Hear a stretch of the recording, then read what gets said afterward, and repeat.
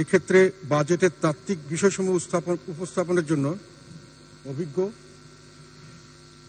খ্যাতিসম্পন্ন এবং সুপরিচিত কিছু অর্থনীতিবিদ এবং কিছু গবেষণা প্রতিষ্ঠানের মূল্যবান তথ্য, মতামত ও সুপারিশের উপর আমি বিবেচনা করেছি।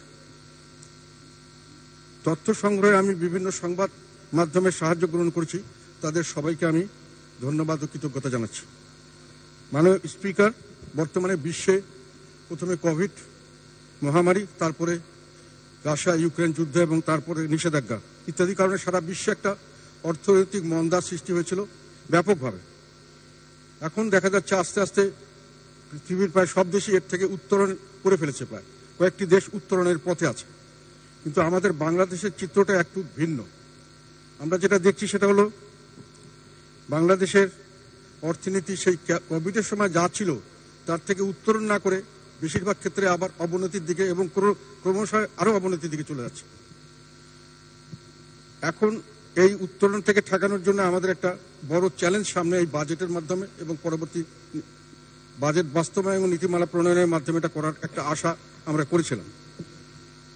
আমি কিছু কিছু সমস্যা এখানে তুলে ধরতে চাই যেটা বিভিন্ন জায়গা থেকে আমরা দেখছি, বা এখন বর্তমান বাংলাদেশের যে সামষ্টিক রাজনীতির আর অর্থনীতির যে সমস্যাগুলি, সেগুলোর একটা হলো, আমি 12টা সমস্যার কথা এখানে উল্লেখ করতে চাই।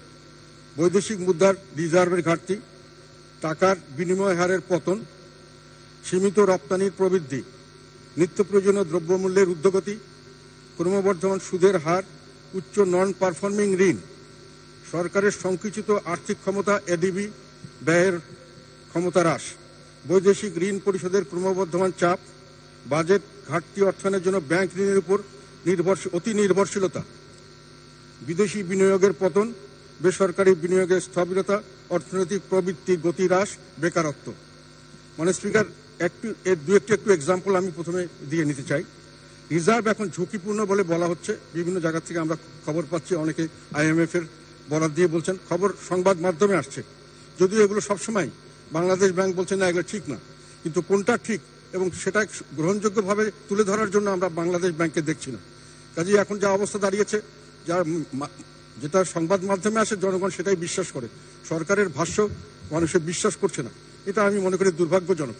সরকারের এই ব্যাপারে দায়িত্বশীল হওয়া উচিত ছিল।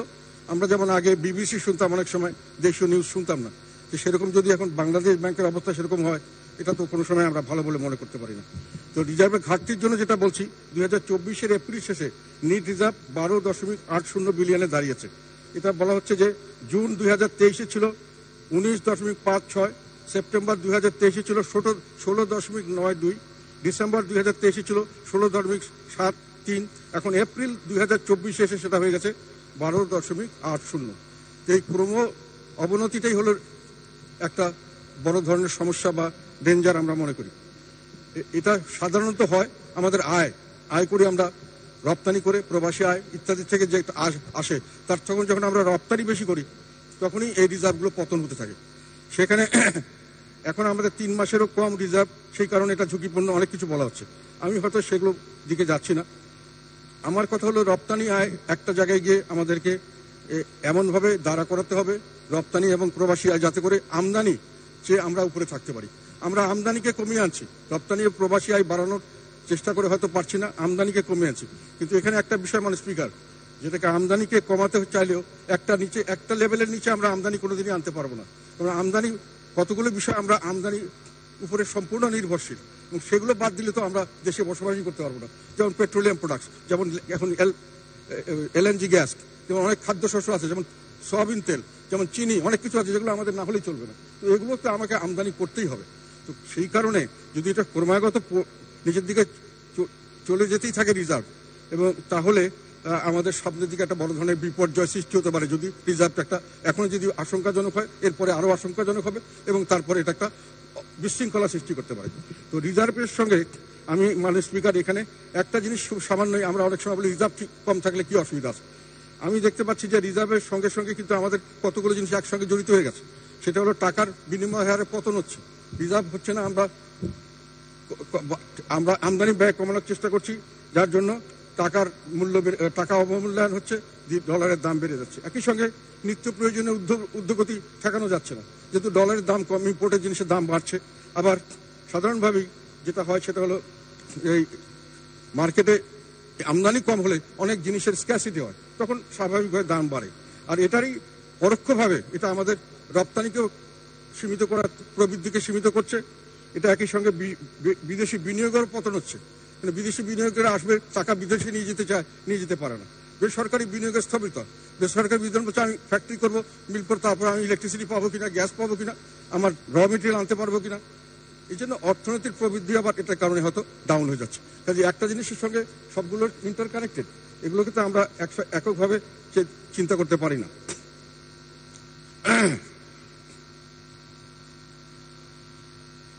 আমার সেটা কথা আমি ওয়ার্নিং হিসাবে বলতে চাই, আমদানি ব্যয় সংকোচনের ফলে সর্বনিম্ন স্তরে নিয়ে আসার মাধ্যমে যদি রিজার্ভের স্থিতিশীলতা অবস্থা ধরে রাখা না যায়, তাহলে সার্বিক অর্থনীতিতে একটা বিশৃঙ্খল পরিস্থিতি যে কোনো সময় সৃষ্টি হতে পারে। মানে স্পিকার, আমি এই প্রেক্ষিতে এখন বাজেটের সম্পর্কে কথা বলা শুরু করি। কিন্তু 2024-2025 অর্থ বছরের বাজেট একটি গতানুগতিক বাজেট বলে আমাদের মনে হয়েছে। এর আগের বছর যেরকম ছিল, তার আগের বছর যেরকম ছিল, তার আগের বছর যেরকম ছিল, সেই একই ইনক্রিমেন্টাল, একটা হেড 10%, 5% বাড়ানো কমানো, এই আর কি। আর এর সঙ্গে ধারাবাহিকতা রাখা হয়েছে ওইটাই। আর অর্থনৈতিক পরিস্থিতি যে সংকটময়, এটা বাজেট বক্তৃতার সময় অনেক ক্ষেত্রে উল্লেখ করা হয়েছে, কিন্তু বাজেট বরাদ্দর সময় আমরা এটা এইভাবে দেখছি না। সেই কারণে আমরা যেটা দেখতে পাচ্ছি যে বর্তমানে সারা বিশ্বে আমাদের দেশের চরম যে অর্থনৈতিক দুর্দশা, সেই অনুযায়ী বাজেটটা উত্তরণের জন্য তেমন কোনো স্পষ্ট দিক নির্দেশনা দিতে পারছে না। কিছু কিছু সমস্যা আমি যেটা আগেই বললাম, বাজেট বক্তৃতায় স্বীকার করা হয়েছে, কিন্তু এটা সমাধানগুলো যেটা দেওয়া হয়েছে সেটাতে সমাধানের পরিবর্তে সমস্যা আরো অ্যাগ্রেভেট করবে বলে আমাদের বিশ্বাস। আমি পরে এটাতে আসছি। আমি বাজেটটা সম্পর্কে সংক্ষেপে বলি। সবাই আপনারা জানেন, বাজেট আমরা প্রস্তাবিত 24-25-এর বাজেট হলো 7,97,000, মানে 8 লক্ষ কোটি টাকার মতো। পরিচালন ব্যয় ধরেছে 5,07,000 কোটি টাকার মতো। আর পরিচালন ব্যয়ের সঙ্গে উন্নয়ন ব্যয় 2,81,000 কোটি টাকার মতো মিলে হয় বাজেটে 8 লক্ষ কোটি টাকার মতো, 7,97,000। আর বার্ষিক উন্নয়ন ব্যয়ের মধ্যে, যাই হোক পরে এটা আসছি আমি। প্রথম হলো আর রাজস্ব, এর থেকে আমি রাজস্ব আদায়ের জন্য যে খরচ ঠিক করার পরে রাজস্ব আদায় আমরা টার্গেট করেছি 5,45,000 কোটি টাকা। আর সেখান থেকে কর থেকে 4,95,000 কোটি টাকা। তো দেখা যাচ্ছে যে সামগ্রিক ঘাটতি দাঁড়াচ্ছে, বাজেট যেটা আমরা খরচ করার চিন্তা করেছি সেটা থেকে রাজস্ব বাদ দিলে সামগ্রিক ঘাটতি দাঁড়াচ্ছে 2,56,000 কোটি টাকার মতো। এবং এটা ঘাটতির যেটা অর্থ সংস্থান করছি আমরা সম্পূর্ণ ঋণের উপরে। সেখানে আমরা ঋণ নিচ্ছি, বৈদেশিক নিচ্ছি 1,27,200 কোটি টাকা, যেটা 10.82 বিলিয়ন। আমরা যদি 117 টাকা 50 পয়সা করে ডলার ধরি, তো সেখানে আমরা দেখছি যে বৈদেশিক ঋণ নিচ্ছি আমরা 10.82 বিলিয়ন ডলার, কিন্তু নিট পাচ্ছি হলো আমরা 7.72 বিলিয়ন ডলার, মানে 90,700 কোটি টাকা। তো এখানে দেখা যাচ্ছে যে কেন, যে বৈদেশিক ঋণ নেওয়ার সময় আমাদেরকে একটা 3.11 বিলিয়ন ডলার আগেই প্রথমেই শোধ করে দিচ্ছে কিস্তি হিসাবে। তার মানে ঋণ নিয়ে আমরা ঋণকে শোধ করে তারপরে সেই ঋণ ব্যবহারের জন্য যাচ্ছি।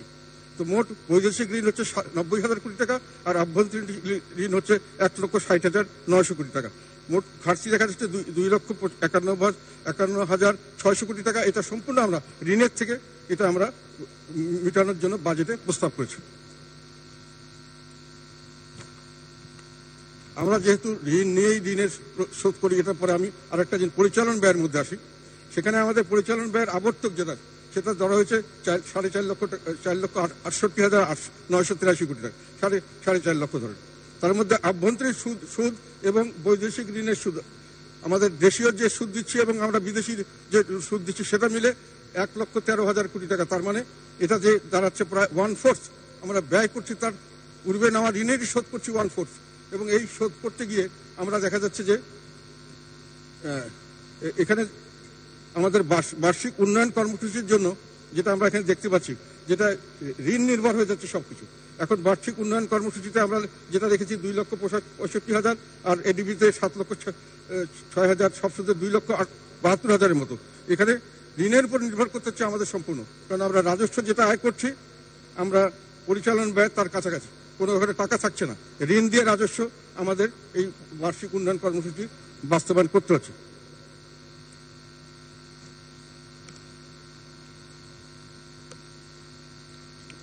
এখানে একটা জিনিস মাননীয় স্পিকার,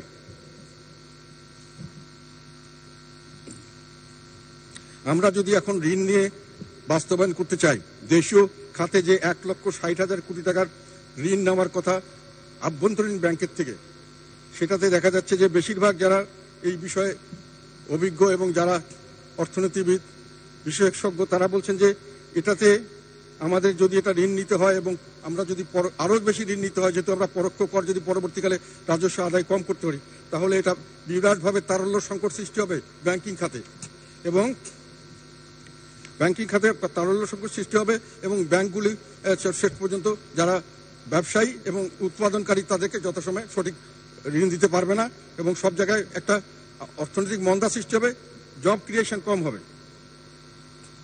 আমাদের এখানে যেটা সমস্যা হয়ে গেছে যে আমরা যেহেতু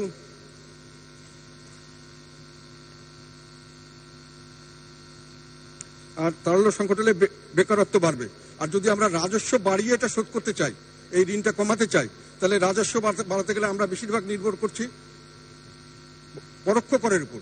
তাহলে যেটা হবে সেটা হলো পরোক্ষ করের চাপে দ্রব্যমূল্যের ঊর্ধ্বগতি হবে, সাধারণ মানুষ কষ্ট পাবে। একদিকে আমরা বাজেট বাস্তবায়ন করতে গিয়ে যদি আমরা বেশি কর আরোপ করতে চাই, মূল্যস্ফীতি হবে, আর যদি আমরা ব্যাংকের থেকে লোন নিয়ে কর আরোপ না করে ব্যাংকের থেকে নিতে চাই, তাহলে চাকরি বাকরি বেকারত্ব বাড়তে থাকবে। তা উভয় সংকট। সেজন্য আমরা মনে করি, এবং অনেক অর্থনীতিবিদ এখানে বলেছেন যে উন্নয়ন বাজেটটা এবার কমানো উচিত ছিল। উন্নয়ন বাজেট কমালে এখানে কম সমস্যার সৃষ্টি হতো। এটা যদি উন্নয়ন বাজেট নিয়ে আমরা আরো বাড়াই, তাহলে এই সমস্যা আমরা কোনো সময় সমাধান করতে পারবো না। একদিকে ইনফ্লেশন হবে, আরেকদিকে বেকারত্ব হবে। যে সমস্যা আছে এটা আরো সামনের দিকে দীর্ঘায়িত হবে। এখানে আরেকটা জিনিস আমি স্পিকার বলতে চাই, অনেক সময় শুনি, এটা আমি জাস্ট ক্ল্যারিফিকেশনের জন্য বলতে চাই যে নিজস্ব অর্থায়নের প্রকল্প বাস্তবায়ন, এই কথাটার অর্থ কি? আমরা সবসময় যেটা দেখেছি, আমাদের দেশে দীর্ঘদিন থেকে ঘাটতি বাজেট হচ্ছে। আমরা কিছু টাকা সরকার পরিচালনার জন্য কিছু খরচ হয়, সেটা আমরা ট্যাক্সের মাধ্যমে উঠানোর চেষ্টা করি। এই ট্যাক্সের টাকা যদি বেশি হয়, সেটা দিয়ে যদি আমরা উন্নয়ন ব্যয় করতে পারি, তাহলে এটা নিজস্ব অর্থায়নে বলা যায়। সেই হিসাবে কিন্তু বাংলাদেশে দীর্ঘদিন থেকে যেহেতু ঘাটতি বাজেট, আমরা ট্যাক্সের টাকা দিয়ে তেমন উন্নয়ন কোনো সময় করছি না। আমরা সব করছি দেশি বিদেশি ঋণের উপরে। কাজে যেটা বোঝা যায় সেটা হলো আমাদের উন্নয়ন হচ্ছে ঋণের অর্থে। তো সেই অর্থে যদি প্রথম কথা ধরা যায় যে রাজস্বের অর্থে যেটা, সেটা আমাদের নিজস্ব অর্থায়ন, তার বাইরে, তাহলে বাংলাদেশ সব প্রজেক্টই নিজস্ব অর্থায়নের বাইরে চলে যায়। আর যদি ধরে নেই যা ঋণটা আমরা নিয়েছি দেশি বিদেশি, এটা আমরা শোধ করছি এবং কাজে এটাও আমাদের টাকা, তাহলে সব প্রজেক্টই কিন্তু নিজস্ব অর্থায়নের আওতায় চলে আসে। এটাতে আলাদাভাবে কোনো একটা প্রজেক্ট নিজস্ব অর্থায়নের আওতায় আসার সুযোগ আছে বলে আমার মনে হয় না। এই কথাটা নিজস্ব অর্থায়নের প্রকল্প বাস্তবায়নের কথাটা সেইভাবেই, যদি আমরা যে অর্থ বিভাগ বা সরকারি কোনো ডিপার্টমেন্টের যে টাকাগুলি আসে, সেটা রাজস্ব হয় তার হিসাবে আসে, বিদেশি ঋণ হিসাবে আসে, দেশীয় ঋণ হিসাবে আসে, বিদেশি গ্র্যান্ট হিসাবে আসে, এবং বিদেশি যদি কোনো চুক্তি করে কেউ কোনো একটা প্রকল্প করার জন্য, সেটাও তার মাধ্যমে হয় চুক্তির সাথে সরাসরি সেই প্রকল্পে যায়, অথবা যদি তারা না যায় তাহলে ওখানে আমরা এক্সট্রা ঋণ করে অর্থায়ন থেকে করে তার সঙ্গে চুক্তি করে প্রকল্পে আমরা দিতে পারি। মানে টাকাটা সরকার থেকে দিচ্ছে এবং সরকারি সেখানে দিচ্ছে এবং ঋণ করে দিচ্ছে, এবং ঋণের সেখানে সুদও আছে। এবং যদি আমরা আন্তর্জাতিক অর্থায়ন সংস্থাগুলোর থেকে যদি কথা ধরি, যেমন Asian development bank, world bank অথবা IMF, এরা কিন্তু আমাদের মতো দেশে, উন্নয়নশীল দেশে এবং স্বল্প দেশে অনেক কম সস্তা দরে ওরা বড় বড় ঋণ দিয়ে থাকে কতগুলো অবকাঠামো করার জন্য। আর বাইরের থেকে আমরা যখন ওই অর্থায়নটা অন্য কোনো ব্যাংকের থেকে নিয়ে সরকারের মাধ্যমে চুক্তি করে সেই প্রজেক্টে দেই, সেখানে কিন্তু সেটা সবসময় বেশি খরচ পড়ে। কাজে আমি মনে করি নিজস্ব অর্থায়নের প্রকল্প বাস্তবায়নের কথাটা বললে সব প্রকল্পই নিজস্ব বাস্তবায়নে করা হচ্ছে। আর যদি না বলতে চান, কোনো প্রকল্পই নিজস্ব বাস্তবায়নে করা যায় না। এটা আমার ব্যক্তিগত, আমি যেটা খুঁজে দেখলাম, আমার অনেক থেকে ইচ্ছা ছিল যে ব্যাপারটার অর্থটা ভালো করে দেখবো, সেটার জন্য এটা বললাম। মানে স্পিকার, আমাদের এখানে রাজস্ব আদায়ের প্রস্তাব করা আছে 4,80,000 কোটি টাকার মতো। সেটার বেশিরভাগটাই পরোক্ষ কর, 66%, এবং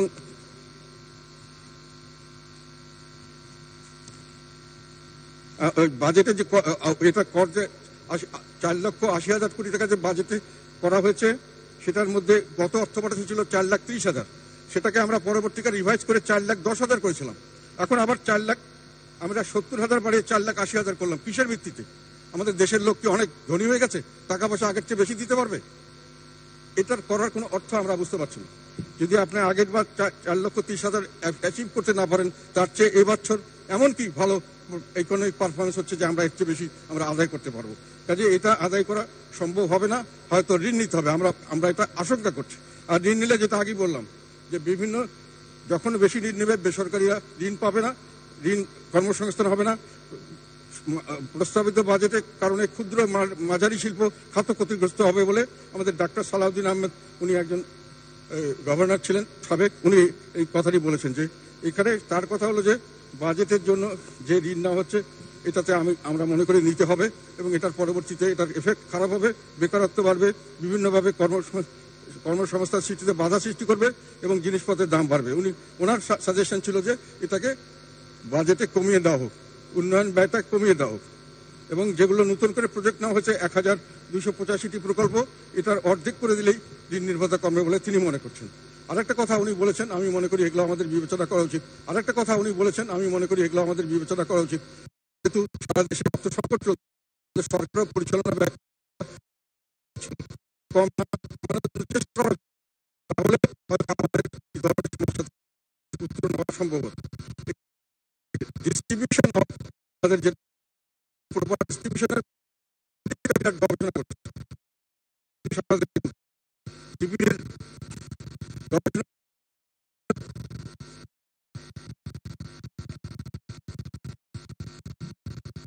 তাদের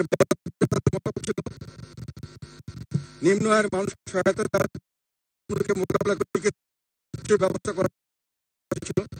সরকারি সুবিধা সমূহ যাতে সে বিষয়টিতে অগ্রাধিকার করা উচিত। অর্থনৈতিক প্রবৃত্তি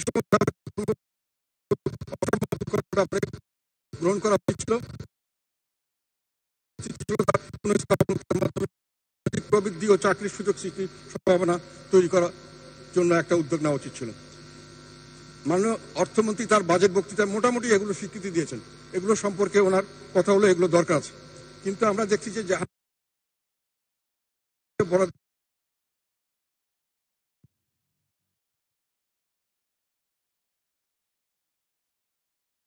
তুলে ধরতে চাই। বাজেট বক্তৃতায় মূল্যস্ফীতিকে প্রধান চ্যালেঞ্জ হিসেবে স্বীকার করা হয়েছে। বাজেট মূল্যস্ফীতিকে বর্তমানে প্রায় 10% থেকে 6.5% নামিয়ে আনার লক্ষ্যমাত্রা নির্ধারণ করা হয়েছে।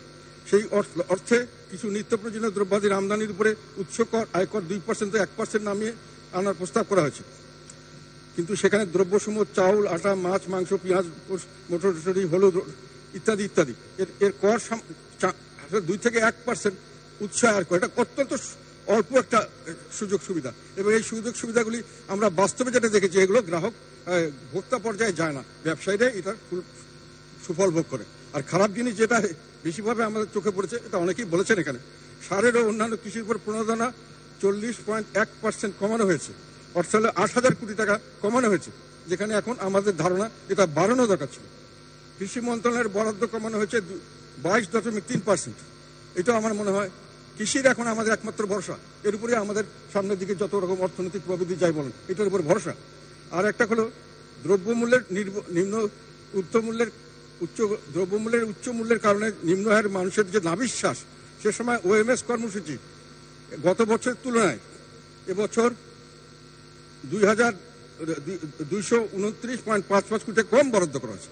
মানে গত বছরের মতো রাখা হয়নি, তার চেয়ে কম। আমার কথা হলো যে কম, কতটুকু কম সেটা কথা না, বাট কম। ওয়াই? সেটা বাড়ানো দরকার ছিল। সাধারণ মানুষ তো এখন না খেয়ে আছে, অনেক কষ্টে আছে, তাদের জন্য একটা ব্যবস্থা করা যাবে না? খাদ্য ভর্তুকিতে একইভাবে বর্তমানে 3,600 কোটি টাকা থেকে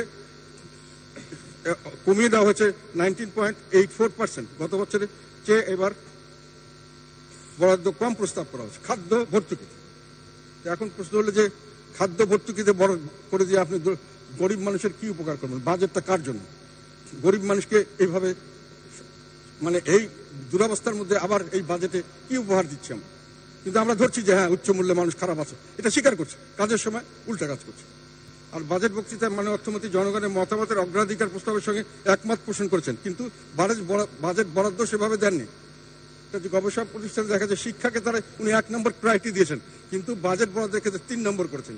স্বাস্থ্যে উনি 2 নম্বর প্রায়োরিটি দিয়েছেন, কিন্তু বাজেট বরাদ্দের ক্ষেত্রে 7 নম্বর করেছেন। কর্মসংস্থান ক্ষেত্রে 3 নম্বরে, কিন্তু উনি ওটাকে 18 নম্বর রেখেছেন লাস্ট। কর্মসংস্থান প্রায়োরিটি বরাদ্দের দিক দিয়ে লাস্ট। কৃষিতে উনি বলেছেন 4 নম্বর, কিন্তু বরাদ্দের দিক দিয়ে দিয়েছেন 8 নম্বর প্রায়োরিটি। স্থানীয় সরকার পল্লী উন্নয়নে 5 নম্বর, এটা 5 নম্বর আছে। আরেকটা জিনিস খুবই দুঃখজনক, সেটা হলো যেটাতে ইনফ্রাস্ট্রাকচার ডেভেলপমেন্ট করা হয়েছে, অবকাঠামোর উন্নয়ন, যোগাযোগ, বিদ্যুৎ, জ্বালানি, বাসস্থান সুবিধা, শিল্প, সব অবকাঠামোর জন্য যেটা লেটেস্ট, যেটা অষ্টম পঞ্চবার্ষিকী পরিকল্পনায় যেটা ছিল সেখানে বাড়ানো হয়েছে তার চেয়ে অনেক বেশি।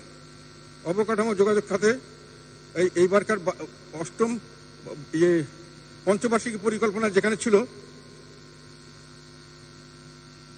দেওয়া হয়েছিল অবকাঠামো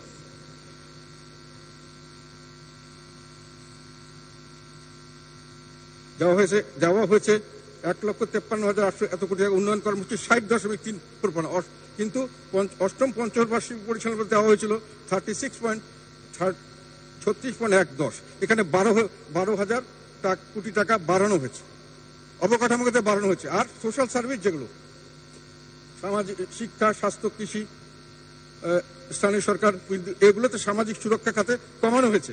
ওখানে অষ্টম পঞ্চবার্ষিকী পরিকল্পনা যেটা বরাদ্দ ছিল, যাওয়া হয়েছিল, তার চেয়ে বর্তমান বার্ষিক উন্নয়ন কর্মসূচিতে কমানো হয়েছে 1,10,331 কোটি টাকা কমানো হয়েছে। তাহলে আমরা কি মেসেজ দিচ্ছি? যে আমরা সামাজিক সুরক্ষা খাতে ইম্পর্টেন্ট না, আমরা ইম্পর্টেন্স দিচ্ছি অবকাঠামো খাতে। এখানে অনেক অভিযোগ আছে যে অবকাঠামোগত যেগুলো কাজ হয় সেগুলো কাজের চেয়ে অকাজ হয় বেশি, প্রচুর পরিমাণে দুর্নীতি হয় এবং দুর্নীতির অর্থে লুটপাট হয়। তো আমরা কি এই জন্য আমি মনে করি সামাজিক নিরাপত্তা খাতে বরাদ্দ সমূহ যথেষ্ট হয়নি, এবং আমরা প্রস্তাব করি দেশের মানুষকে বাঁচাতে হবে।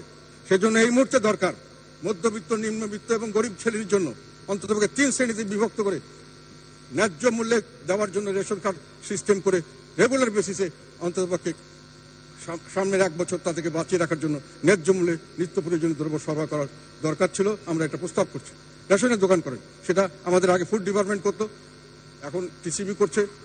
ওরা করতে পারে, যারা করতে চায়, যেই করতে চায়, এটা এখন দরকার আছে।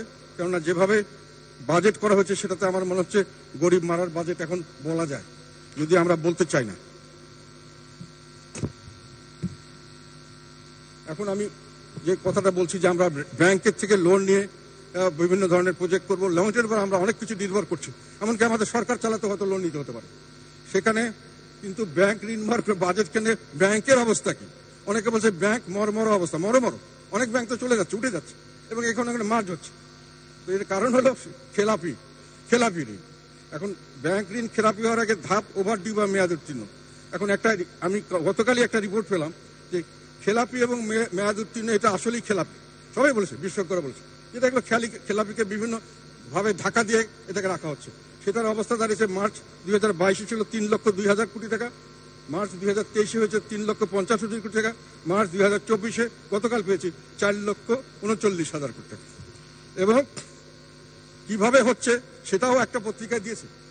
সেখানে নাম প্রকাশ না করার শর্তে একজন ব্যাংকেরই দায়িত্বশীল কর্মকর্তা বলেছেন, দেশের শীর্ষ 5 জন ব্যবসায়ী বা শিল্প গ্রুপের নামে এখন প্রায় 2 লক্ষ কোটি টাকার ঋণ রয়েছে। আর এই গ্রুপগুলির বেনামি ঋণ আমলে নিলে সেটির পরিমাণ দাঁড়াবে 4 লক্ষ কোটি টাকার উপরে। আন্তর্জাতিক মানদণ্ডে এসব ঋণের সিংহভাগই এখন খেলাপি, কিন্তু বিভিন্নভাবে ঋণগুলোকে নিয়মিত দেখানো হচ্ছে। এটা হলো খেলাপির রহস্য। একইভাবে আর একটা কথা ইন্টারেস্টিং আমি মনে করি জানা উৎসব, এইভাবে বেসরকারি ব্যাংক পরিচালক ও প্রভাবশালী ব্যবসায়ীদের ঋণ খেলাপি যোগ্য হলেও সেগুলো নিয়মিত দেখানো হয়। অনেক ক্ষেত্রে মেয়াদ উত্তীর্ণ দেখানো হচ্ছে না।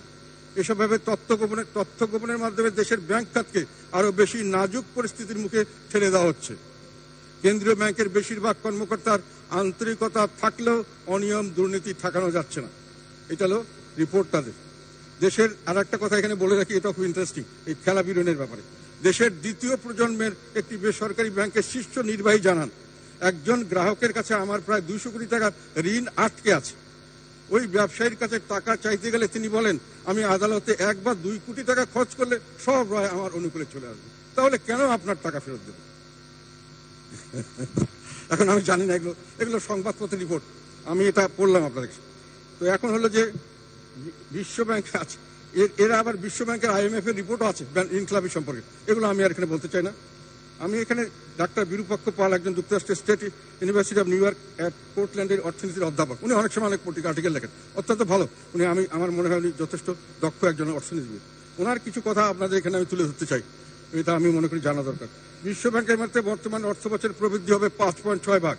সংকোচনমূলক বাজেটের সদিচ্ছা থাকলে 2025 অর্থ বছরের জন্য শতকরা 7.5% প্রবৃদ্ধির লক্ষ্যমাত্রা অর্থমন্ত্রী গ্রহণ করতেন না, বরঞ্চ 4 বা 5 ভাগে সীমিত থাকতেন। এটা অর্থনীতিবিদ, আমাদের মাননীয় অর্থমন্ত্রী, উনি অর্থনীতির শিক্ষক ছিলেন, উনি এটা ভালো বুঝবেন। তবে আমি ওনার মতামতটা তুলে ধরলাম। প্রবৃদ্ধির অঙ্ক বাড়লে বাজেটের হিসাবপত্রের অন্য সংখ্যাগুলি বাড়াতে হয়েছে, তাই বাজেটকে সীমিত রাখা যায়নি। সেই জন্যই দাবি করা যায় যে অর্থমন্ত্রী মূল্যস্ফীতি দমনে যথেষ্ট আন্তরিক নন।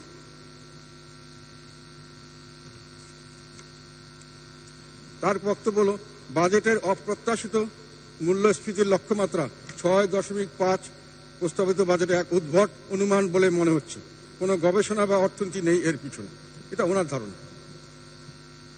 আরেকটা কথা উনি যেটা বলেছেন আমি একটু আপনাদের বলতে চাই। উনি যেটা বলেছেন সেটা হলো যে কাঠামোগত পরিবর্তন, মূল্যস্ফীতি কমাতে যে কাঠামোগত পরিবর্তন আনা প্রয়োজন ছিল তার ধারে কাছেও নেই এই বাজেট। 2024 নির্বাচনী বাজেট থেকে এটি প্রায় 12 ভাগ বৃহত্তর। উন্নয়ন খরচ অনেকটা বেপরোয়া পর্যায়ে চলে যাচ্ছিল বলে অর্থনীতিবিদরা সরকারকে সতর্ক করেছিলেন। চলমান অর্থ বছরের বাজেট থেকেও আগামী বছরে উন্নয়ন বাজেট বাড়ল শতকরা 8 ভাগ, বাজেট ঘাটতি বাড়ল শতকরা 8.3 ভাগ।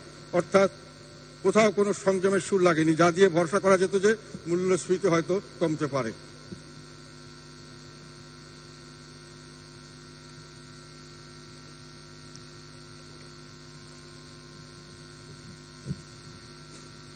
এখানে একটা কথা আছে যে উনি বলছেন যে কোনো বাজেট বড় মাপের পরিবর্তন আনা সম্ভব না, চলতি ব্যয় কতগুলো আছে যেগুলো কমানো যায় না। কিন্তু যেটা কমানো উচিত ছিল ওনার ধারণা সেটা হলো উন্নয়ন ব্যয়, অন্তত স্বল্পকালের জন্য সেটা করা উচিত ছিল, যা দীর্ঘমেয়াদে অর্থনীতিকে লাভবান করত। আমাদের দেশের উন্নয়ন ব্যয়ের কিছু বৈশিষ্ট্য রয়েছে যা উন্নত দেশে বটে, এমনকি আমাদের প্রতিবেশী দেশগুলিতে নেই। এখানে সর্বব্যাপ্ত দুর্নীতির কারণে 1 টাকার ঘোড়া 3 টাকার দানা খায়। মাইল প্রতি নির্মাণ ব্যয় বিশ্বের সর্বোচ্চ, সেতু নির্মাণে খরচ মানে একটি রেকর্ড। কালক্ষেপণে বাঙালি ঠিকাদাররা শামুকের বন্ধু, উন্নয়ন ব্যয় আপাতত কমানো মানে পরোক্ষ দুর্নীতির কিছু লাগাম টাকা, সেটি এ বাজেটে করা হয়নি।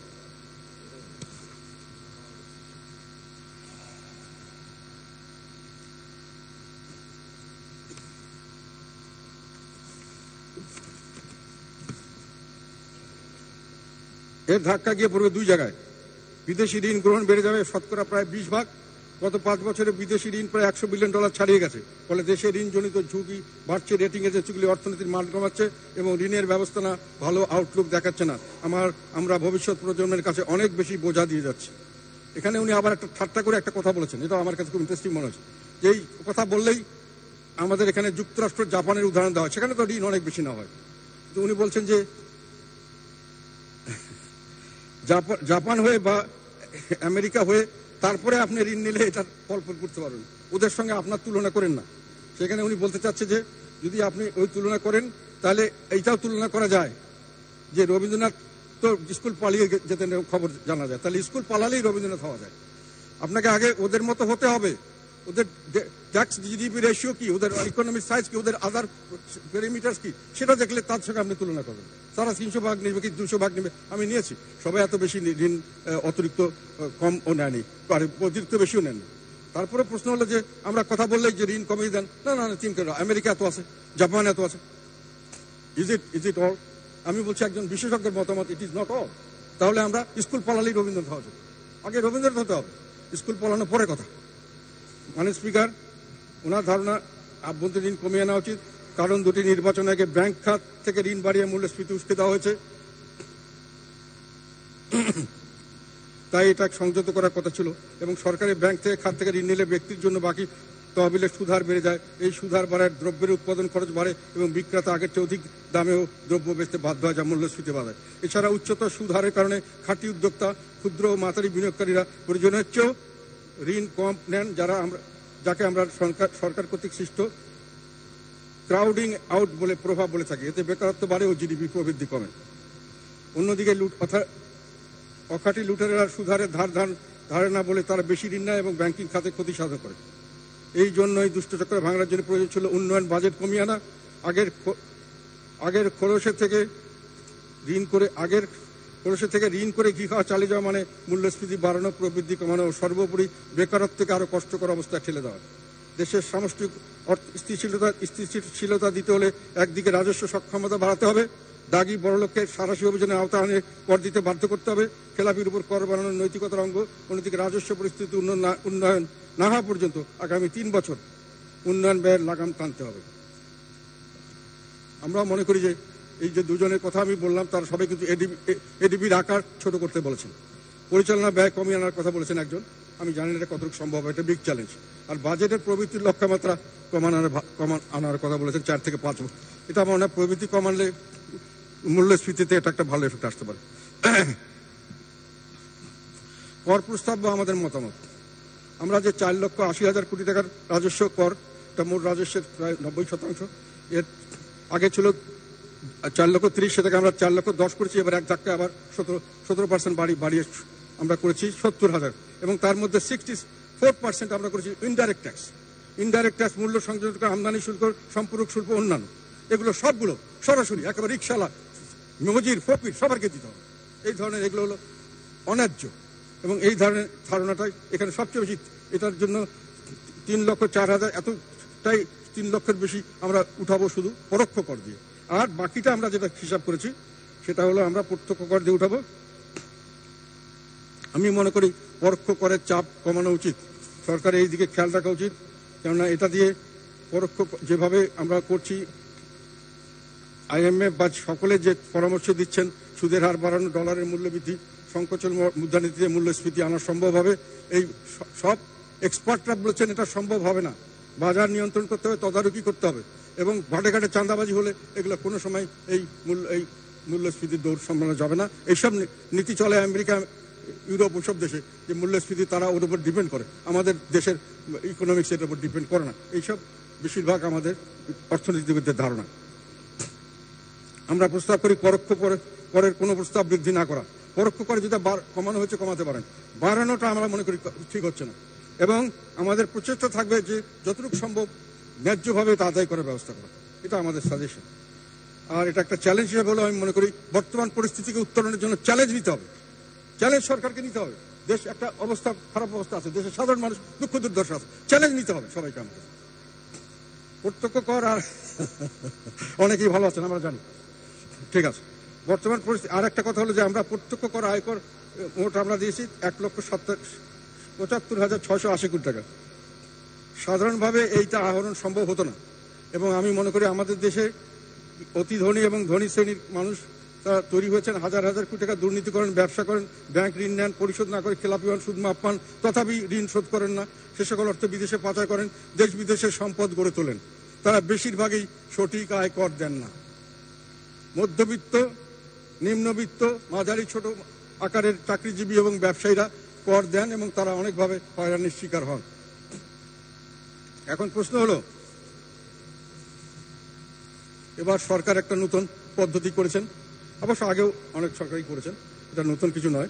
এখানে একটু নতুনত্ব আছে, সেটা হলো কালো টাকাকে সাদা করার জন্য দেওয়া হয়েছে, এটা হলো 15% সুদ। এটা সারা দেশে একটু সমস্যা হয়েছে। আর 30% সুদে, যে 15%, যেখানে সাধারণভাবে 30% সুদ দিতে হবে, সেখানে অবৈধ অর্থ বা এই ধরনের অর্থের জন্য আমাদেরকে 15% দিলে এটা কালো টাকা সাদা হয়ে যাবে। এখানে উনি বাজেট বক্তৃতা মাননীয় অর্থমন্ত্রী অনেক কারণ দিয়েছেন এটা কেন করেছেন। এটা উনি বলছেন এটা অবৈধ না। অনেক সময় অনেক মানুষ ভুল করে ফেলে, অনেক বিভিন্নভাবে। এটা একটা হয়তো চোখে বুঝতে পারেননি, হয়তো দেখে দিচ্ছেন। আমার কথা হলো, ট্যাক্স যারা ফাঁকি দেন তারা কোনো ভুল করেন না, তারা হিসাব নিকাশ করেন, এবং কোথায় কি রাখলে কিভাবে করা যাবে সেটা বুঝেই তারা করেন। ফাঁকি দেন হল ফাঁকির নামে চাপে পড়েন যারা কোনো ফাঁকি দেওয়ার চিন্তা করেন না।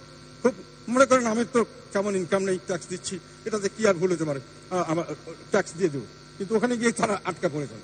তো এখন এখানে এই 30% দিয়ে 30% জায়গায় 15% দিয়ে, এটা অনেকেই বলেছেন এটা সংবিধান সম্মত নয়, অনেকে বলেছেন এটা নীতিসঙ্গত নয়, এবং অনেকেই বলেছেন যে এটার থেকে খুব বেশি একটা আয় আসবে না। 75 সাল থেকে এখন পর্যন্ত নাকি 71 সাল থেকে মাত্র 4,600 কোটি টাকা নাকি এই ধরনের আয় হয়েছে। তবে এবার একটা নতুনত্ব আছে, 3টা নতুনত্ব আছে, যার জন্য কিছুটা কাজ করতে পারে। একটা হলো এখানে এবার যেটা দেওয়া হয়েছে 15% কর কোনো কর্তৃপক্ষ কোনো প্রকার প্রশ্ন উত্থাপন করতে পারবে না, কোনো কর্তৃপক্ষ পারবে না। এটা আগে কোনো সময় ছিল না, একেবারে টোটালি ক্লিন।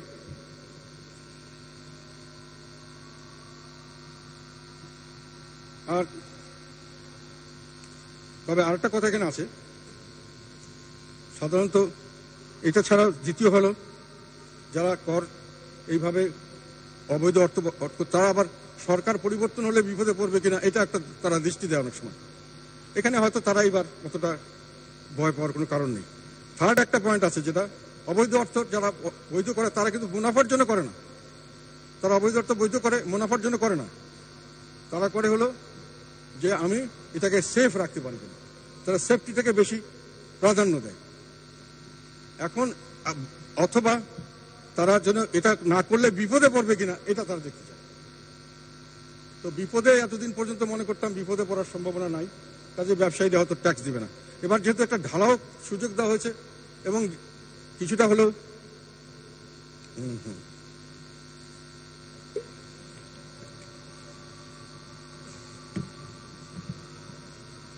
আর সরকারের পরিবর্তনেরও কোনো সম্ভাবনা নেই, আর বিপদে পড়ার সম্ভাবনা একটা আছে। এটা কয়েকদিন আমরা দেখতে পাচ্ছি, অনেক দুর্নীতিবাজ ধরা পড়ছেন, পালিয়ে যাচ্ছেন ইত্যাদি ইত্যাদি। এটা কিন্তু দেশে একটা দুর্নীতি বিরোধী একটা, মানুষে ভয় পাচ্ছে, দুর্নীতিবাজরা তারা এখন ভয় পাচ্ছে যে আবার কোন সময় কে ধরে। এইসব কারণে এবার হয়তো কিছু টাকা আসতে পারে। এটা অনেকে এক্সপার্টরা যাই বলুন, আমার ব্যক্তিগত ধারণা এই তিনটা কারণে কিছু টাকা আসতে পারে। কিন্তু এটা আসলে এটা ভালো কি মন্দ এটা নিয়ে আমার সন্দেহ আছে। চোরকে চুরি করতে দিয়ে আবার তাকে বৈধ করে দেওয়া, এটা ভবিষ্যতে আমাদের জন্য কতটুকু ভালো আনবে সেটা নিয়ে আমি পরবর্তীকালে আবার একটু কথা বলবো। তবে একটা কথা, যদি এটা দিতেই হয়, যদি এরকমই অবস্থা হয় যে দেশের আর কোনো উপায় নাই, তাহলে আপনি এটা যখন 30% দিয়ে বৈধ মানুষকে করছেন, অবৈধ অর্থকে 50% করেন, 60% করেন, তাহলে এটা ন্যায্য হতে পারে যদি করতেই চান। আমি এটার পক্ষে নেই।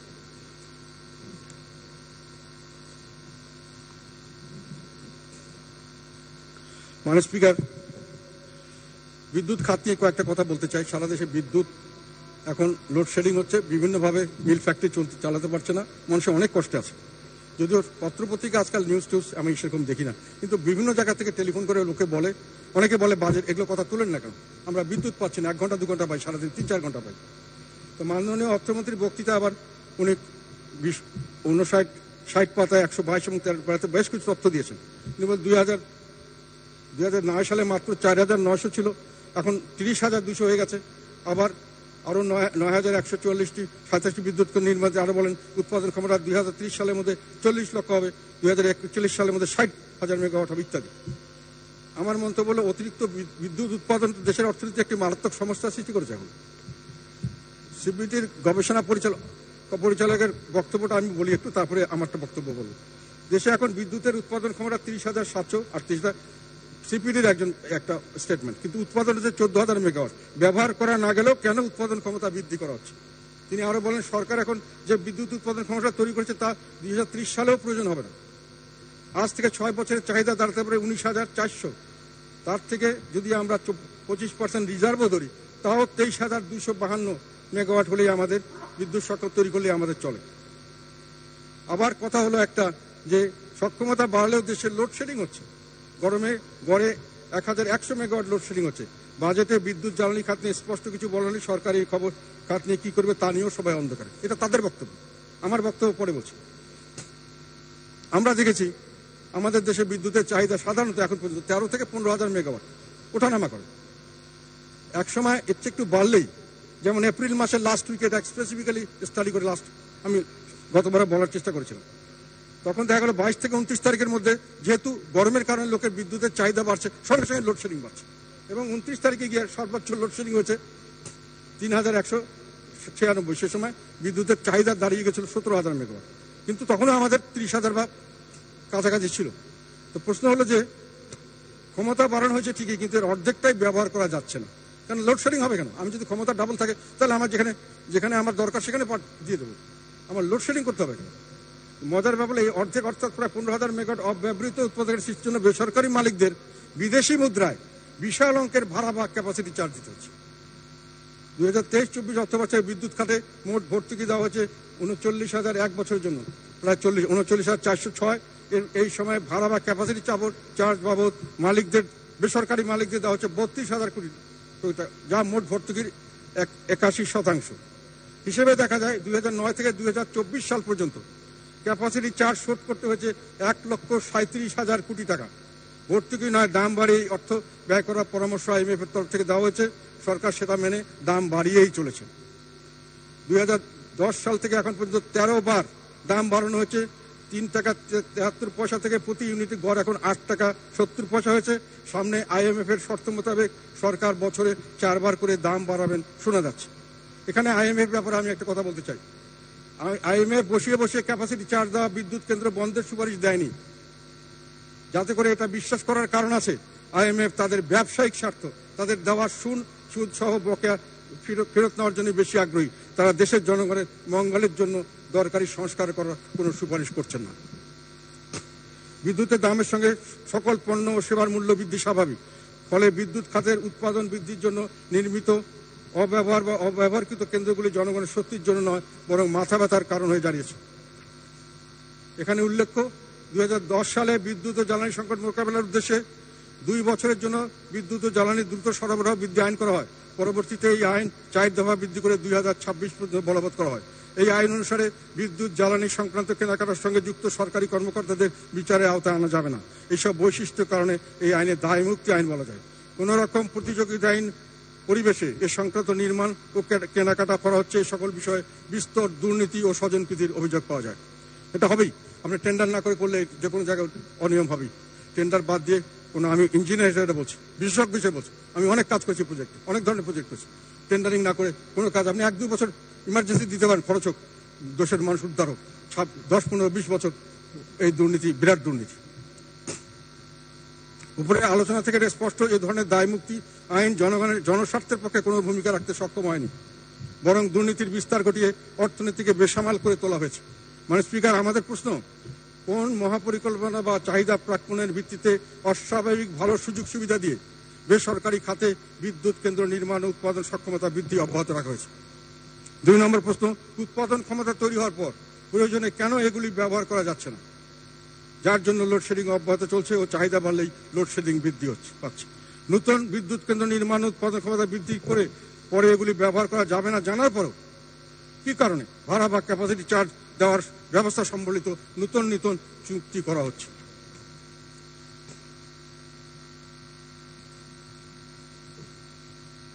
মানে স্পিকার, আমি একটু গ্যাস সেক্টর সম্পর্কে কিছু বলতে চাই। বাজেটের 2014-25 বাজেটের 61 পাতা জ্বালানি ও খনিজ সম্পদ বিষয়ে বিস্তারিত অনেক কিছু বলা হয়েছে। এখানে আমি আবার পুরানো আইনটার কথাই বলছি। আমরা জানি বিদ্যুৎ ও জ্বালানি দ্রুত সরবরাহের জন্য এখানে জ্বালানি আছে, এখানে গ্যাসের ব্যাপারও আছে। সেখানে আমরা বিশেষ বিধান আইন করে আমরা দায় মুক্তি দিয়েছি। এই খাতের কোনো কর্মকাণ্ডের জন্য দায় মুক্তি এবং ব্যাপক ক্ষমতা দেওয়া হচ্ছে। সে কারণে কোনো রকম প্রতিযোগিতামূলক দরপত্রের মাধ্যমে মূল্য নির্ণয় বা ব্যয় নির্ণয় না করে বিশাল অঙ্কের কর্মকাণ্ড সম্পন্ন করা হয়েছে, এখনও করা হচ্ছে। এ খাতেও ব্যাপক দুর্নীতির অভিযোগ বিভিন্ন জায়গা থেকে শোনা যায়। কিন্তু এ খাতের নিরবিচ্ছিন্ন সরবরাহ দেওয়া সম্ভব হয়নি, এখনো সম্ভব হচ্ছে না। বিভিন্ন জায়গায় গ্যাস এর অভাবে মানুষের কষ্ট পাচ্ছে। আমি এগুলো ব্যাপারে গতবার বলছিলাম, আবার একটু আপনাদের স্মরণ করে দিতে চাই। আমার হিসাবে যেটা আমি দেখছি, খুব সহজভাবে বুঝতে পারবেন আপনারা, সেটা হলো বাংলাদেশের কাছাকাছি 4,000 million cubic feet per day দরকার হয়। আসলে হয় 3,880, 4,000ই ধরলাম। তার একটি অংশ 1,000-এর মতো 824, এটাকে আমরা দিতে পারছি না বলে এটাকে আমরা ঘাটতি হিসাবে দিচ্ছি, সরবরাহ করছি না। আর একটা আমরা LNG হিসাবে আনছি, সেটাও 1,000-এর মতো, 1,041 ইউনিট। আর দুভাগ 2016-2015 ইউনিট, এটা আমাদের দেশীয় গ্যাস ফিল্ড থেকে 1,000 করে 2,000, একটা দেশীয়ভাবে উৎপাদিত হয়, একটা বিদেশি কোম্পানির দ্বারা উৎপাদিত হয়। এই 4,000, এই একটা আমরা ঘাটতি, সেটা মেটানোর কোনো বন্দোবস্ত করতে পারছি না। তার কারণ হলো হয় অর্থ নেই, অথবা আমাদের ইনফ্রাস্ট্রাকচার ফেসিলিটি নাই। যে LNG আনা হচ্ছে সেটা 1,000 megawatt million cubic feet per day দিতে পারে, কিন্তু সেই দুটো storage and regasification unit, floating storage and regasification unit, 500 করে ক্যাপাসিটি। ওখানে যদি আমার যদি পয়সাও থাকে, আমি গ্যাস নিয়ে আসতে পারি, আর আমি এখানে গ্যাস আনলোড করতে পারবো না, সিস্টেমে দিতে পারবো না, যার জন্য দেওয়া হচ্ছে না।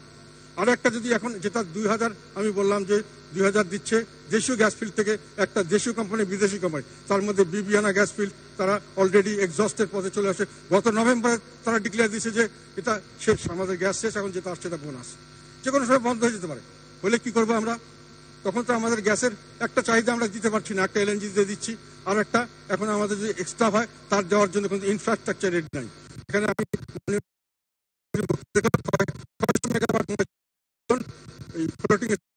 ইত্যাদি একটা গ্যাস ফিল্ড বন্ধ করে দিতে হবে, আনতে পারেন সাপ্লাই দিন। কাজে আমার যে ঠিক আমার যে সমস্যা আগের কথা যে আমার বিভিন্ন গ্যাস ফিল্ড বন্ধ দিতে হবে, আমাদেরকে রাখুক, বাঁচিয়ে রাখে, আল্লাহ আমাদের বাঁচিয়ে রাখছে। এরপরে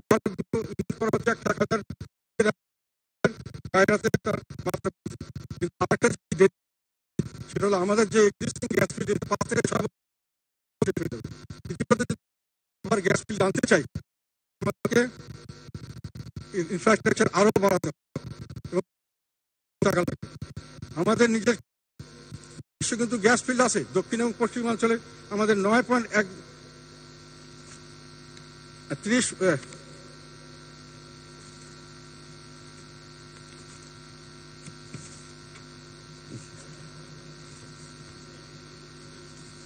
আমাদের 32 ট্রিলিয়ন কিউবিক ফিটের গ্যাস আমাদের পেয়েছি আমরা 2001 সালে। 2018 সালে আবার বিদেশি কোম্পানি সার্ভে করে বলেছে আমাদের 34 ট্রিলিয়ন কিউবিক ফিট গ্যাস আছে। সেই গ্যাসগুলোকে আমরা উত্তোলনের কোনো এখনো বন্দোবস্ত করিনি। এবং দেশীয় গ্যাস বিদেশ থেকে যে আমরা এলএনজি আনি, এলএনজি যেটা আমাদের দেশের থেকে $1 থেকে $3 খরচ হয় দেশের গ্যাস ফিল্ড থেকে। বিদেশ থেকে এলএনজি আনলে আমাদের যেটা চুক্তি, দীর্ঘমেয়াদী চুক্তি $12 পার ইউনিট, আর যদি স্পট মার্কেট $25 থেকে $40। সব সুবিধা যদি আমরা দেশীয় উৎপাদন করি তার চেয়ে আমরা দেশে গ্যাস যদি বিদেশি দ্বারা উৎপাদন করি 2 গুণ, আর এটা হয় প্রায় 12 গুণ যদি আমরা বিদেশ থেকে এলএনজি আনি। আমাদের ইনফ্রাস্ট্রাকচার রেডি নাই, আমরা যে কোনো সময়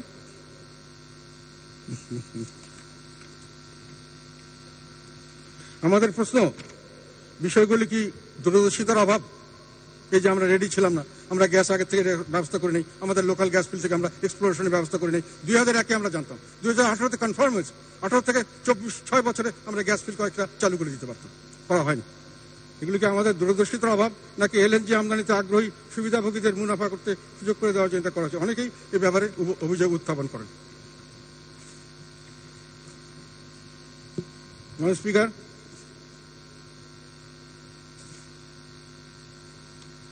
অফশোর ব্যাংকিং সম্পর্কে আমি একটি কথা বলতে চাই। এটা অফশোর ব্যাংকিং আইনটা পাস হয়েছে রিসেন্টলি। এখানে ব্যাংকে অ্যাকাউন্ট রাখার কোনো উৎস খোঁজ করা হবে না, এবং আপনি যে কোনো সময় কোনো ট্যাক্সও দিতে হবে না, কোনো রকম শুল্ক দেওয়া হবে না, যে কোনো সময় আবার রাখতে পারেন, নিয়ে যেতে পারেন ইত্যাদি। তো এটাতে আমরা আশা করছি যে আমাদের রিজার্ভ হয়তো বাড়বে, কেননা এই বিষয়টি অফশোর ব্যাংকের কথাটি আমি আসতাম না, যেহেতু এটা মাননীয় অর্থমন্ত্রীর বাজেট বক্তৃতা নেই, কিন্তু উনি বাজেট উত্তর একটা সংবাদ সম্মেলন করেছিলেন। সেখানে যখন রিজার্ভের কথা জিজ্ঞাসা করা হয়েছে, তখন মাননীয় প্রতিমন্ত্রী যে ছিলেন উনি বলেছেন যে আমরা অফশোর ব্যাংক করছি, অনেক রিজার্ভ আমাদের অফশোর ব্যাংকের মাধ্যমে চলে আসে। কাজেই অফশোর ব্যাংক সম্পর্কে কথা বলার আমার দরকার বলে মনে করছি। এখানে বিভিন্ন এক্সপার্টরা বলেছেন অফশোর ব্যাংকে বৃদ্ধি হবে কিনা এটা নিয়ে তারা সন্দিহান, এবং আরেকটা বলেছেন যে এটাকে যদি আসেও এটাকে স্থিতিশীল রিজার্ভ হিসেবে ধরা যাবে না, কিন্তু যে কোনো সময় এটা চলে যেতে পারে। কাজে তাদের ধারণা যে এগুলো করে আমরা যেটা অনেক মানুষই যেটা বলেন, অফশোর ব্যাংকিং আইনের মাধ্যমে বড় ধরনের দায় মুক্তি বা ইনডেমনিটি দেওয়া হচ্ছে, এটা আরেক ধরনের দায় মুক্তি দেওয়া হচ্ছে। এই কথাটা খুব ব্যাপকভাবে প্রচলিত যে দেশের কিছু ব্যবসায়ী বিভিন্নভাবে টাকা উপার্জন করে ও ঋণ খেলাপে ধনী ও অতি ধনী হয়েছেন, তারা সে অর্থ বিদেশে পাচার করেছেন। তাদের সে সকল অর্থকে বৈধতা দেওয়া ব্যবহার করে মুনাফা করার সুযোগ দেওয়ার জন্য এই আইন করা হচ্ছে। সেই হিসাবে এই আইনটিকে দায়মুক্তি দেওয়া অর্থনৈতিক ও দুর্বৃত্তায়ন সহায়ক বলে অনেকে অভিযোগ করেন। এই নতুন করে বৈধ অবৈধ অর্জিত টাকা বিদেশে পাচার উৎসাহিত হতে পারে এই আইনের মাধ্যমে।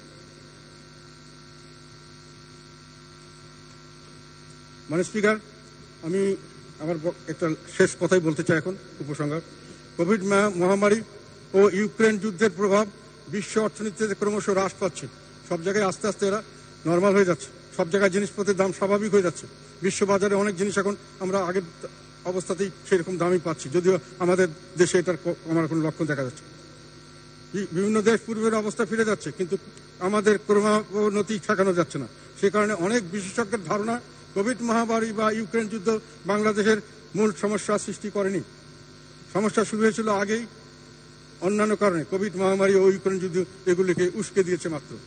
মানে স্পিকার, তাদের মধ্যে কোভিড ও ইউক্রেন শুধু মূল সমস্যাকে পাশ কাটানোর অজুহাত হিসাবে বর্তমানে ব্যবহার করা হচ্ছে।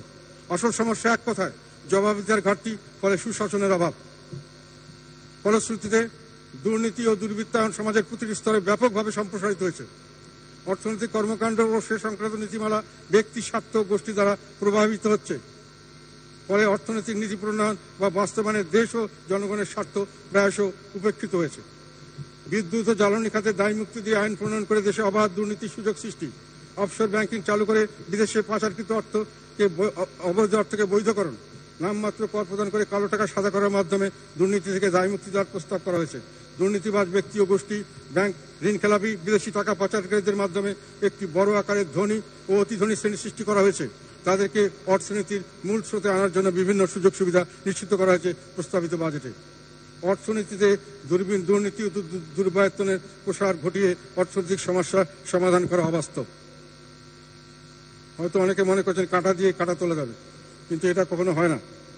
ব্যাংকিং খাত হলো অর্থনীতির হৃৎপিণ্ড, এটাতে রক্তক্ষরণ হচ্ছে, সেটা যে বন্ধ না করে আবার তাকে ব্লাড দেওয়া যায়, কোনো লাভ হবে না। সেটাতে সেই হয়তো যদি হতোই এরকম, তাহলে পৃথিবীর বিভিন্ন উন্নত বিশ্ব এই ধরনের মডেল ব্যবহার করতো। এই ধরনের মডেল পৃথিবীর কোথাও ব্যবহার হয় না। অর্থনীতিকে সুস্থ করতে হলে সমাজের সর্বস্তরে জবাবদিহিতার ব্যবস্থা থাকতে হবে। তাহলে শুধু দেশে সুশাসন আসবে, দুর্নীতি ও দুর্বৃত্তায়ন বন্ধ করার উদ্যোগ নেওয়া যাবে ও নেওয়া হবে। এক কথা বলা যায়, অর্থনীতিতে সুশাসনের অভাব ও সে কারণে দুর্নীতি ও দুর্বৃত্তায়নের যে ব্যাপকতা, তা থেকে উত্তরণ ব্যতীত বাংলাদেশের অর্থনৈতিক সংকট কাটিয়ে ওঠা সম্ভব নয়। বাজেটে মূল সমস্যার কোনো স্বীকৃতি ও সমস্যা মোকাবেলার দিক নির্দেশনা পাওয়া যায়নি, বরং সমস্যা কারণ সমূহকে উৎসাহিত করার প্রয়াস লক্ষ্য করা যায়। কাজেই বিদ্যমান অর্থনৈতিক সমস্যার টেকসই ও স্থায়ী সমাধান খুব শীঘ্রই হচ্ছে এমনটা আশা করা যাচ্ছে না। মানে স্পিকার, তথাপি অর্থনীতির ক্রম ধর্ষণ যাতে কিছুটা হলেও মন্থর হয় ও সাধারণ মানুষের সমস্যা কিছুটা হলেও লাঘব করা যায়, সেই উদ্দেশ্যে কিছু প্রস্তাব পেশ করলাম। আশা করি শুনে বিবেচনা করা হবে। মানে স্পিকার, আরেকটা কথা আমি বলতে চাই, সেটা হলো এখানে বাজেট বক্তৃতার সময় আমরা অনেক সময় খেয়াল করেছি আমাদের অনেক বিজ্ঞ সংসদ সদস্যরা আমাদের নেতা পল্লীবন্ধু আলাস হোসেন মোহাম্মদ এরশাদ সম্পর্কে অনেক কটূক্তি করেন, অনেক কথা খুব ঢালাওভাবে অনেক কিছু বলে থাকেন। আমি এখানে বলতে চাই, আমাদের নেতা আলাস হোসেন মোহাম্মদ এরশাদ 1982 সালের 24শে মার্চ যখন ক্ষমতা গ্রহণ করেছিলেন, তখন বাংলাদেশ আওয়ামী লীগের মুখপাত্র হিসেবে পরিচিত বাংলার বাণী এটাকে স্বাগতম জানিয়েছিলেন। তৎকালীন সময়ে যখন নেত্রী ছিলেন, উনি বিবিসিতে সাক্ষাৎকার দিয়ে এটাকে সমর্থন দিয়েছিলেন। এবং আমার ধারণা মতে বাংলাদেশের ইতিহাসে হয়তো পরবর্তীকালে মূল্যায়ন হবে। এরশাদ সাহেবের এই ক্ষমতা গ্রহণটা আওয়ামী লীগকে একটা বড় ধরনের সুযোগ দিয়েছে। আওয়ামী লীগের জন্য এটা আমি মনে করি সবচেয়ে বেশি বিগেস্ট বেনিফিশিয়ারি আওয়ামী লীগ। এবং ওনার শাসনকালকে অনেক হিসাব নিকাশ করার পরও 1986 সাল থেকে 1990 সাল পর্যন্ত ওনার পদত্যাগের আগে পর্যন্ত কালকে এটাকে একটা বৈধ গণতান্ত্রিক সরকার হিসাবে কোর্টের থেকে স্বীকৃতি দেওয়া হয়েছে। উনি ক্ষমতা ছেড়ে দিয়েছিলেন বিভিন্ন আন্দোলনের কথা বলে, গণ আন্দোলন, তখন কিন্তু জনগণ ওনার সঙ্গে ছিল। উনি রংপুর থেকে জেলখানার ভিতর থেকে 5টি আসনে জয়লাভ করেছিলেন। 5 বছর পরে আবার 5টি আসনে জয়লাভ করেছিলেন। এবং শেষ পর্যন্ত গিয়ে উনি যখন যেখানে দাঁড়িয়েছেন, ঢাকায় দাঁড়িয়েছেন, ওখানে দাঁড়িয়েছেন, সব জায়গায় উনি জীবনে কোনোদিন পরাজিত হন নাই। ওনার সঙ্গে উনি কোনোদিন জনগণ কর্তৃক প্রত্যাখ্যিত হন নাই। উনি যেখানে গেছেন সেখানে লক্ষ লক্ষ জনগণ ওনাকে নিয়ে তারা এগিয়ে গেছে। ওনার কোনো বডিগার্ড ছিল না, কোনো গানম্যান ওনার সঙ্গে থাকতো না। উনি নিজেই লক্ষ লক্ষ জনগণের মধ্যে চলে গেছিলেন। এবং উনি বিভিন্নভাবে ওনার জনগণের থেকে উনি কোনো সময় বিচ্ছিন্ন ছিলেন না। রাজনীতিতে 90 সালের পর থেকে এখন পর্যন্ত উনি যতক্ষণ উনি ছিলেন ওনার দল, উনি একটি নিয়ামক শক্তি হিসেবে ছিলেন। ওনার অসুস্থ হওয়ার সংবাদে লক্ষ লক্ষ মানুষ সেখানে তার জন্য এসেছিল। ওনার মৃত্যুর পরে লক্ষ লক্ষ মানুষ তাকে শ্রদ্ধা জানিয়েছে। ফলে ওনার অবদান বাংলাদেশে অনেক কিছু আছে।